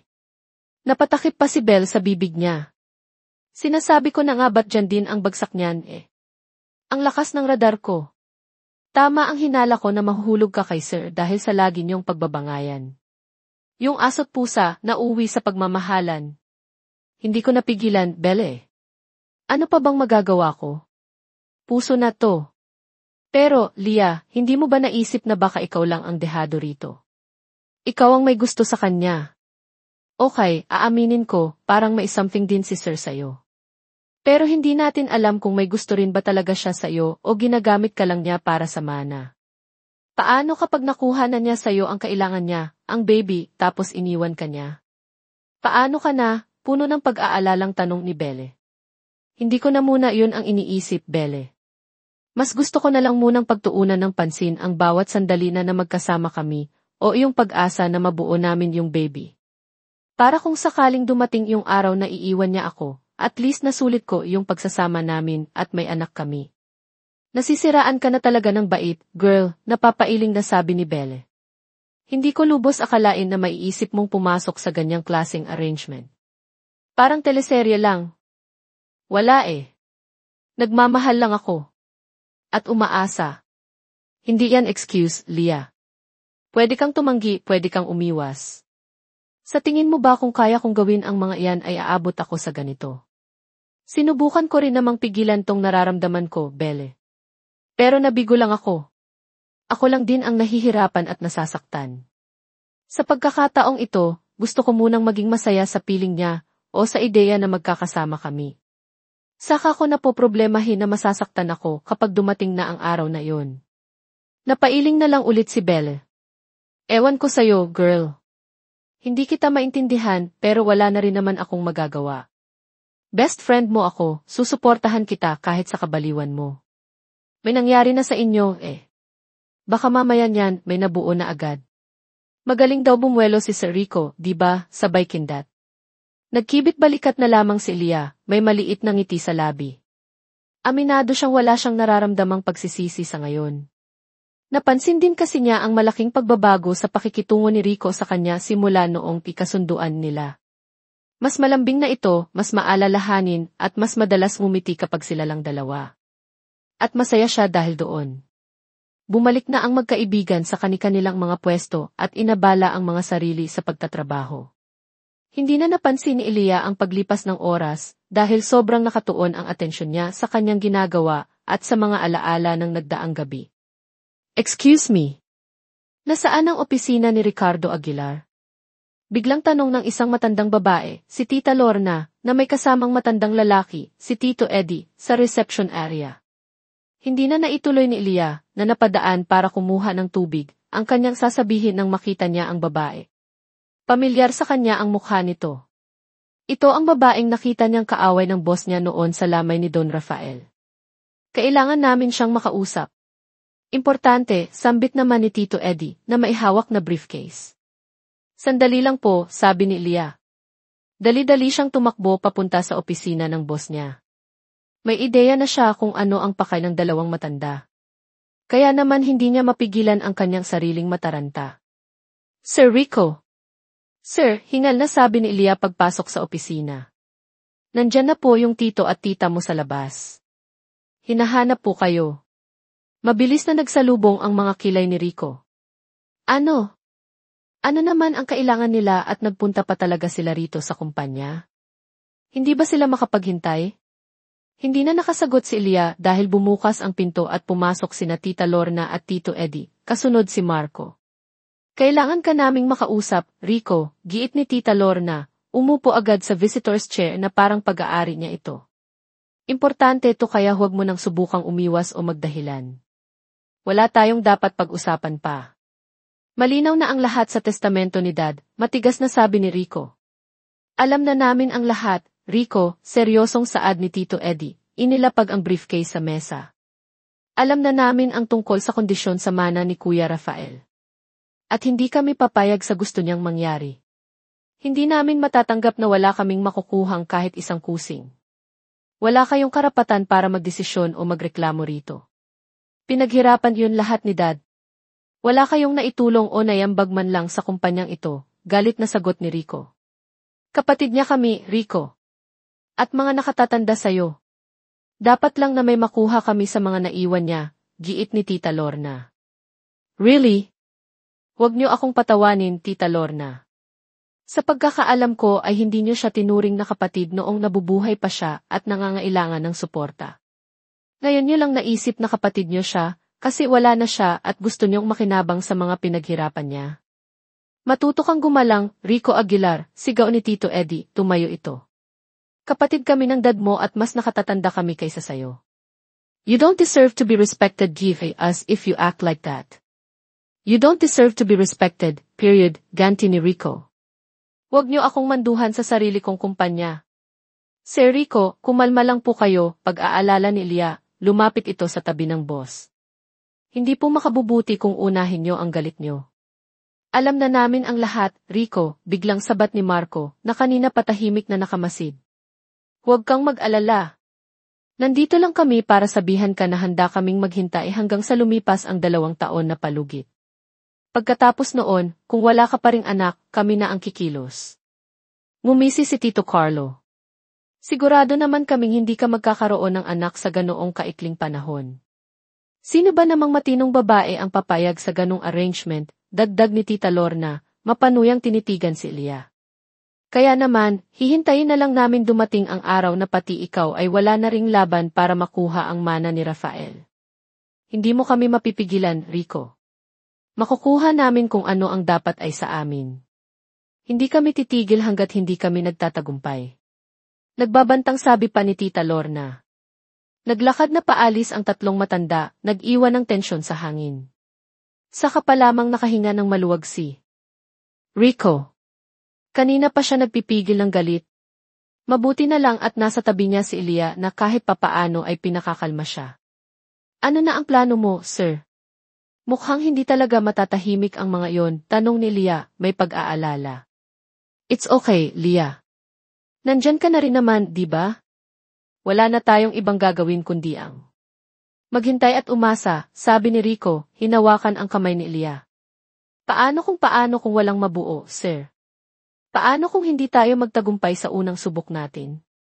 E di susubok tayo ulit. At ulit. At ulit, umisi si Rico, ang mga mata ay may kakaibang kislap. Hindi ako magsasawang paulit-ulit na sumubok, Lia. Kahit ilang beses pa ang kailangan natin bago tayo makabuo, handa ako. Ikaw ba, handa ka pa rin? Napaiwas ng tingin ang dalaga. Nabalot na naman kasi siya ng hiya at kilig dahil sa mga sinabi ng boss niya. At kasabay noon ay ang pag-init at pamumula ng kanyang mukha. Hindi na malaman ni Lia kung ano ba ang nais iparating ni Rico. Habang tumatagal ay mas lalo siyang naguguluhan at umaasa. Sir, may trabaho pa po pala akong kailangang tapusin sa labas, aligagang paalam ng dalaga. Patakbong lumabas si Lia, hindi na niya hinintay na magsalita pa ang boss niya.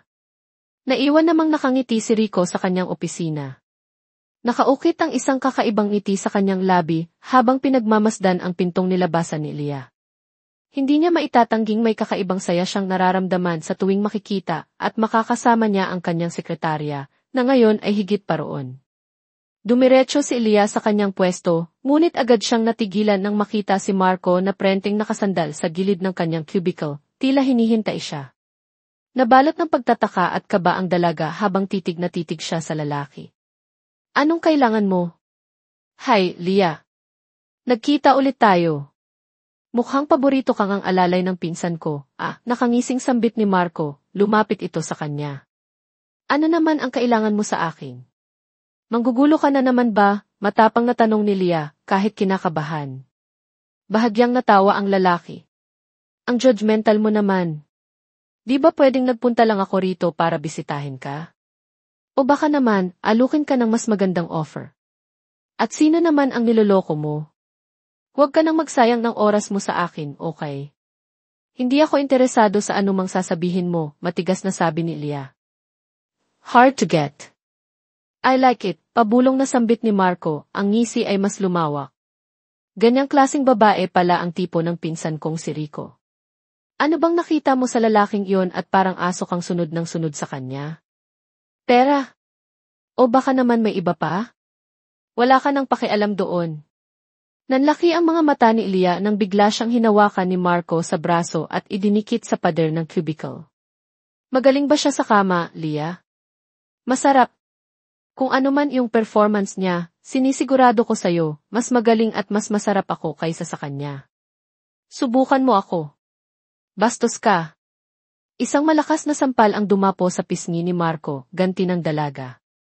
Umalis ka na sa harapan ko. Umalis ka na rito bago pa ako tumawag ng security. Napahawak sa namumulang pisngi ang lalaki. Imbes na mainis, isang mas nakakatakot na ngisi ang makikita sa kanyang labi. Alam mo bang ikaw lang ang babaeng nakagawa niyan sa akin? Nakasampal sa isang Marco Aguilar. Hinawakan niya ng mahigpit ang dalawang kamay ni Leah, idinikit lalo sa pader. Magpasalamat ka at mahaba pa ang pasensya ko ngayon. Kung hindi, sigurado akong pagbabayaran mo iyang ginawa mo. Sa paraang gusto ko. Hindi mo ako matatakot. Ikaw ang bastos dito. Kaya huwag kang umasta na parang ikaw pa ang biktima, pilit na nagpupumigla si Leah. Bitawan mo nga ako. Nasasaktan ako. Paano kung ayaw ko, bulong ni Marco, inilapit ang mukha sa mukha ni Leah. Kayang-kaya kitang halikan ngayon mismo, dito. Hoy, anong ginagawa mo sa kaibigan ko, manyakis ka? Isang mataray na singhal ang pumutol sa kanila. Si Belle, kasama ang dalawang security guard. Bitawan mo nga siya. Sino ka ba, ha? Kung ayaw mong makatikim sa akin. Huwag ka nang makialam dito, miss, kung ayaw mong madamay, nagbabantang asik ni Marco, ngunit binitawan na niya si Leah. Marco, hanggang dito ba naman sa kumpanya ko ay nanggugulo ka pa rin? Isang galit na boses ang umalinggaw-ngaw. Si Rico, kalalabas lang ng kanyang opisina, ang mukha ay galit na galit.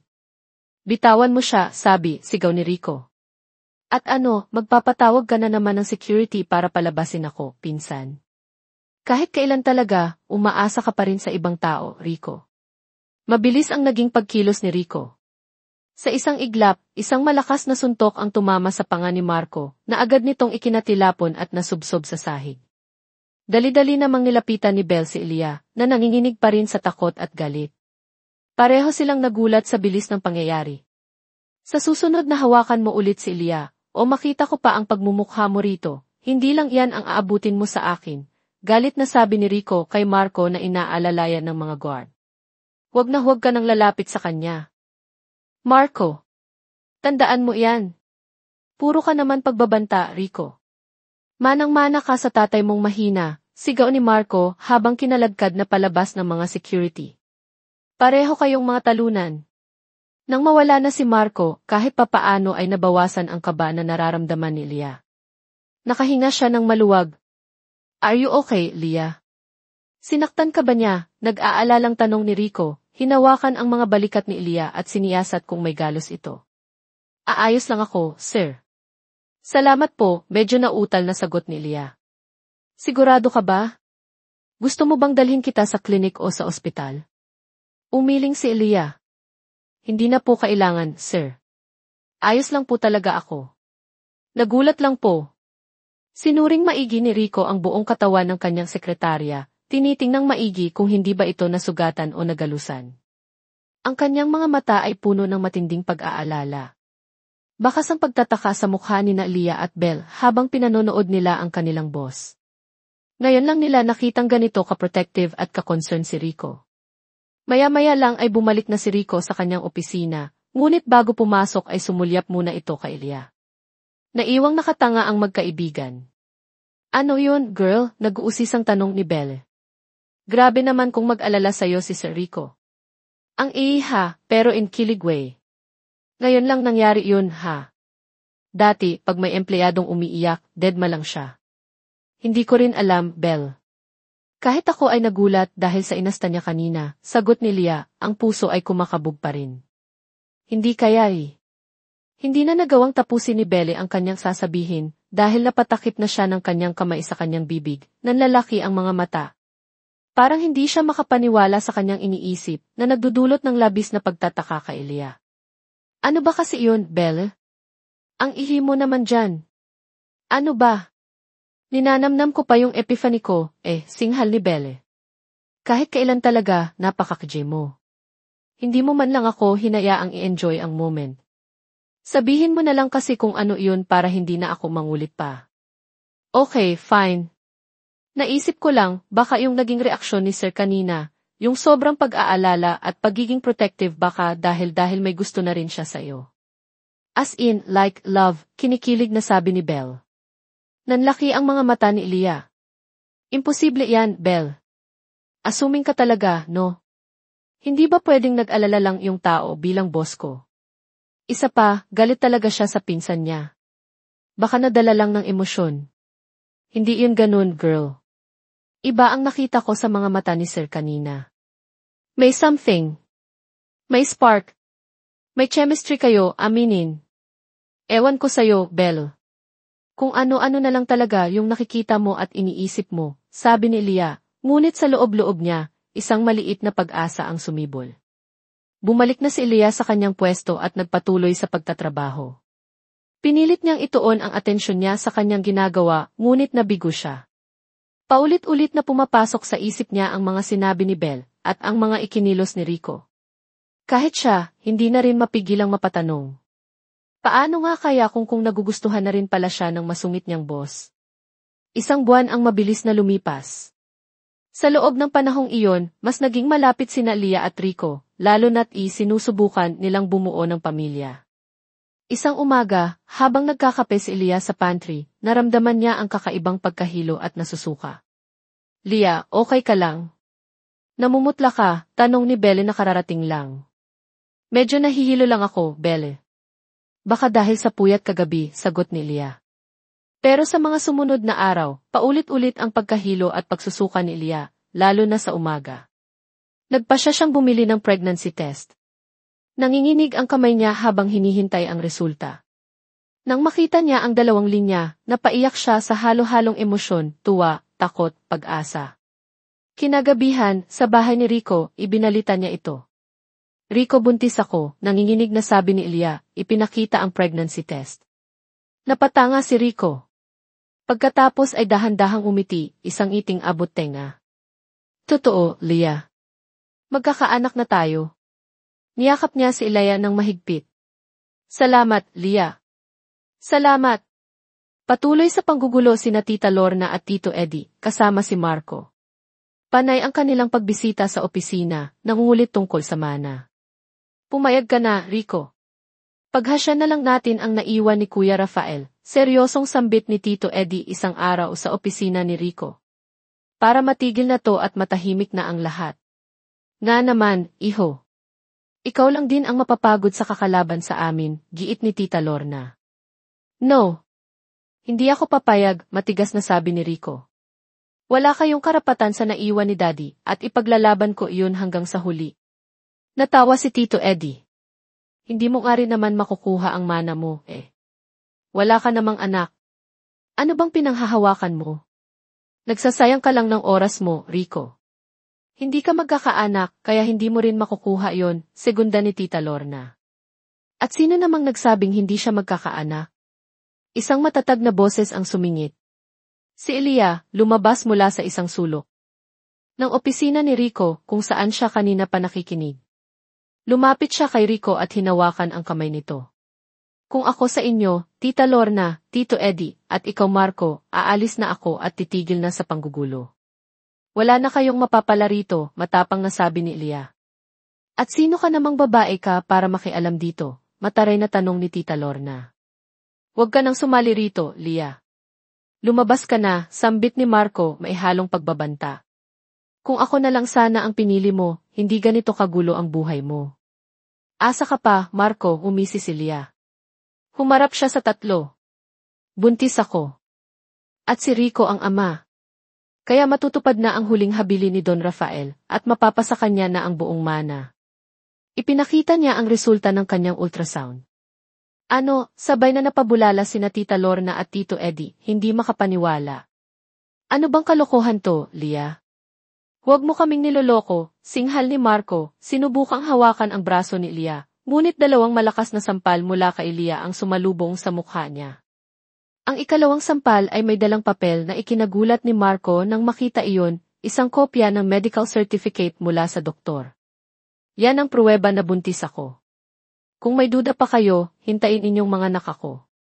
Pwede rin tayong magpadna test paglabas ng bata. Lia, totoo ba to? Pabulong na tanong ni Rico, puno ng emosyon ang mga mata. Magkakaanak na talaga tayo. Rico. Ito na yung matagal nating hinihintay, nakangiting sagot ni Lia. Niyakap ni Rico si Lia ng mahigpit, ang saya ay hindi maipinta sa kanyang mukha, hindi lang dahil sa mana, kundi dahil magkakaanak na sila. Magkakaroon na siya ng sariling pamilya. Hindi to maaari, parang nababaliw na sigaw ni Tita Lorna. May karapatan kami sa yaman na iniwan ni Kuya Rafael. Tumigil na kayo, Tita Lorna, mahinahong sabi ni Rico. Si Dad ang nagpasya nito dahil kilala niya kayo. Alam niyang ito lang ang paraan para maprotektahan ang kanyang pinaghirapan. Hindi pa tayo tapos, Rico. Makakahanap kami ng paraan, banta ni Tito Eddie. Actually, tapos na, umiti si Rico. Sakto namang dumating si Atchongi. De Leon. Siya na ang magpapaliwanag sa inyo. Ayon kay Atchongi. De Leon, malinaw sa testamento na kapag napatunayang magkakaanak si Rico sa loob ng itinakdang panahon, sa kanya na agad mapupunta ang lahat ng mana, at wala nang anumang pwedeng ikaso o ihabol pa ang ibang partido. Ano? Hindi pwede yan, sigaw ulit ni Tita Lorna, ngunit wala na siyang magawa. Tama na, Tita Lorna. Manahimik na lang kayo, sabi ni Rico. Pwede na kayong umalis, bago ko pa kayo ipakalagkad palabas sa mga security guard. Nakangising saad naman ni Lia. Tandaan mo to, Rico. Mapatunayan lang naming nagsisinungaling kayo, kami ang maghahabol, singhal ni Tito Eddie, bago sumunod kay Tita Lorna palabas. Naiwan si Marco, gulat na nakatitig kay Lia. Anong hinihintay mo? Alis na, singhal ni Rico. Buntis ka talaga, Lia. Pumayag kang magpagamit sa pinsan kong to para lang sa pera. Hindi makapaniwalang tanong ni Marco. Hindi ako nagpagamit, Marco. Mahal ko siya kaya ako pumayag, matatag na sagot ni Lia. Ako na lang sana ang minahal mo, Lia. Kaya kong higitan ang anumang maibibigay niya sayo. Umiling si Lia. Si Rico talaga ang mahal ko, noon pa man. Huwag mo nang sayangin ang oras mo sa akin. Magsisisi ka rin na siya ang pinili mo, huling sambit ni Marco bago padabog na umalis. Napailing si Lia at humarap kay Rico na nakatitig sa kanya, ang mukha ay puno ng pagtataka at saya. Mahal mo ako, Lia, tanong ni Rico, dahan-dahang lumapit. Kaya ka pumayag sa lahat ng to. Dahil mahal mo ako. Napakagatlabi si Lia, namumula ang pisngi. Kailangan pa po bang ulit-ulitin, sir? Kalimutan mo na yang, sir. At paano ko kakalimutan yun? Yun ang pinakamagandang narinig ko. Akala ko ba, kailangan mo lang ako para sa anak mo, para sa mana? Lumapit pa si Rico, hinawakan ang mga kamay ni Lia. Noong una, yun ang nasa isip ko. Pero habang tumatagal, Lia, habang mas nakikilala kita, unti-unti akong nahulog sa'yo. Mahal na kita, Lia. Mahal na mahal. Rico, totoo ba yan? Naiiyak na tanong ni Lia. Hindi ako magsisinungaling tungkol dito, Lia. Mahal kita, hinawakan niya ang mukha nito. Pwede na tayong bumuo ng sarili nating pamilya. Isang totoong pamilya. Kailangan kita, Lia. Hindi lang para sa anak natin, kundi para sa akin. Hindi ko alam ang sasabihin ko, Rico. It's okay. Ramdam ko namang mahal mo rin ako. Wala kang kailangang ipaliwanag pa. Baka nananaginip lang ako, sinampal-sampal ni Lia ang sariling pisngi. Natawa si Rico. Hindi ka nananaginip, Lia. Ito na ayun. Sir ay, Rico. Huwag mo nang banggitin yung mga pagsubok natin. Bakit? Kinikilig ka, no? Huwag mo na akong tawaging Rico. Mahal na lang. Mahal? Bakit mahal? Dahil mahal kita at alam kong mahal mo rin ako. Ang corny, pero totoo, niyakap muli ni Rico ang dalaga. Ina! Paulit-ulit ka, sabi ni Leah, pero gumanti siya ng yakap. Kinikilig ka pala. Akala ko puro galit lang. Ang kaya mong ipakita sa akin, pang-aasar ni Rico. Lumayo ng bahagya si Leah. Sino ba naman kasi ang hindi mainis sa ugali mo noon? Lagi kang mainit ang ulo. Alam mo bang may iba pang ulo ang laging galit at mainit sa'yo, nakangising bulong ni Rico. Che!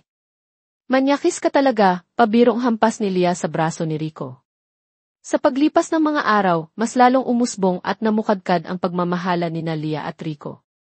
Hindi pa rin makapaniwala ang dalaga sa bilis at ganda ng mga nangyayari. Hindi niya lubos akalain na ang boss niyang kinaiinisan niya noon ay ang lalaking magpapatibok ng kanyang puso at bubuo ng kanyang mga pangarap. Pagkaraan ng 9 na buwan, nagsilang si Ilaya ng isang malusog at napakagwapong batang lalaki na pinangalanan nilang Rafael Miguel Aguilar o Rafay. Labis ang saya na nararamdaman ni Rico nang unang masilayan niya ang kanyang anak. Iyon din ang naging pinal na patunay na tuluyan ng mapapasa kanya ang mana na naiwan ng kanyang ama. Nawalan na rin ng pag-asa ang mga kapatid ni Don Rafael, kaya't nagpakalayo-layo na ulit sila at hindi na nanggulo pa. Isang hapon, ilang buwan matapos manganak si Leah. Saan ba tayo pupunta, mahal? Bakit kailangan pa nating iwanan si Rafi kay Manang LV at kay Belle? Nagtatakang tanong ni Leah habang nasa biyahe sila. Basta. Surprise ko nga to sa'yo. Matagal ko na tong plinano, nakangiting sabi ni Rico, hawak ang kamay ni Leah. Kanina pa tayo nasa biyahe. Kailan ko pa ba makikita yung surprise na yan? Baka nagugutom na si Rafay. Malapit na tayo, mahal. Okay. Kaunting hintay na lang. Napanguso na lang si Leah bago muling binalik ang tingin sa labas ng bintana. Makalipas lamang ang ilang minuto, huminto sila sa tapat ng isang napakagandang bahay. Malaki ito, modern ang disenyo, at mayroon ding malawak na bakuran na may hardin. May mataas na gate at may matatayog na puno sa likod na bahagi ng lupain. At ano namang ginagawa natin dito, Aber? Kaninong mansyon to? Pasinghal na tanong ni Leah, pero namamangha sa ganda ng bahay. Let's go! Bumaba muna tayo at tingnan natin sa malapitan, aya ni Rico. Kahit nagdadalawang isip ay sumunod na lang ang dalaga. Pagpasok nila sa gate, hindi niya napigilang mamangha. Hindi maipagkakailang maganda ang pagkakagawa ng bahay. Mula sa labas hanggang sa loob, bawat detalye ay pinag-isipan. Kahit ang mga disenyo at dekorasyon ay kakaiba, halatang pinag-isipan at pinagkagastusan. So, nagustuhan mo ba yung surprise ko para sa iyo, mahal? Nakangiting sabi ni Rico, niyakap si Leah mula sa likod habang nakatayo sila sa balkonahe na tanaw ang hardin. Ito ang magsisilbing bahay natin. Para sa pamilya natin. Para sa iyo, para sa akin, at para kay Rafay. Iibig mong sabihin sa atin itong bahay na to. Seryoso ka ba, Rico? Nanginginig ang boses ni Leah, hindi makapaniwala. Mahal. Ipapakita ko sana to sa'yo kapag naikasa na tayo. Pero hindi na ako makapaghintay eh.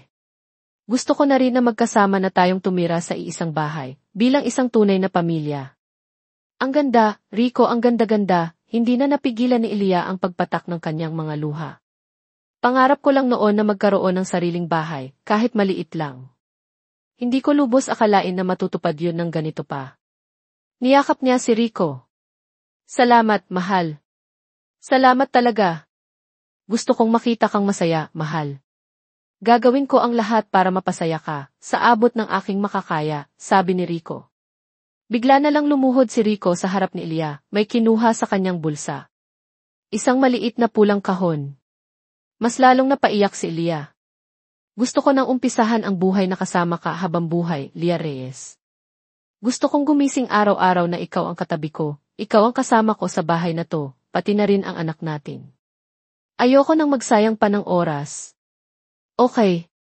Binuksan niya ang kahon, at tumambad ang isang napakagandang singsing na may kumikinang na diamante. Leah, will you marry me? Nagpatuloy sa pag-iyak si Elia, ang mga luha ay halo-halong saya at pag-ibig, hanggang sa humikbi na siya. Rico. Yes, mahal. Yes. Yes. Yes, I will marry you, Rico Aguilar, humahagulgol na sagot ni Elia. Umukit ang isang malawak na ngiti sa labi ni Rico. Agad siyang tumayo pagkatapos ay marahang isinuot sa daliri ni Elia ang singsing. Hindi may paliwanag na saya ang naramdaman nilang dalawa ng mga sandaling iyon. Maya-maya lang ay marahang inilapit ni Rico ang mukha niya sa mukha ni Elia. Pareho silang napapikit ng maglapat ang kanilang mga labi.